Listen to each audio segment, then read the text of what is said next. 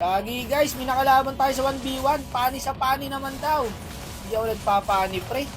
Yari ako dito. Pero okay lang, labanan pa rin natin. Siya po ang nabunot sa panglimang bunot guys. At nilapag na rin natin yung rules guys. Kailangan po 5 kills bago ma-end. Okay guys, 5 kills po ang kailangan. At pag nagawa ni Idol yon, meron siyang 500 pesos. Pinakabahan daw siya.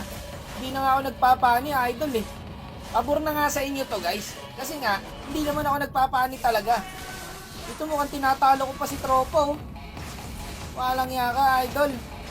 Dito guys, di ko magat yung isang cable ko. Patay tayo ngayon. Okay, all 2.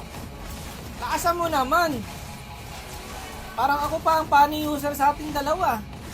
Wala to. 3-2 na guys. Dito binigla niya ako. Kaya nabigla din siya. GG pa daw guys. Baka akala niya makakaisa sa akin guys. Kahit hindi ako nagpapani. Panay takbo na ginawa niya dito.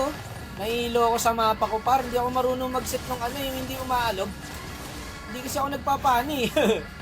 Takbo ng takbo si Tropa. At dito guys, napatay niya ako. So 4-3 yung standing. Ngayon, ang ginawa niya, in-end niya. Kailangan po 5 kills. Yan ang sinasabi ko sa inyo. Kaya mahalaga yung rules guys eh.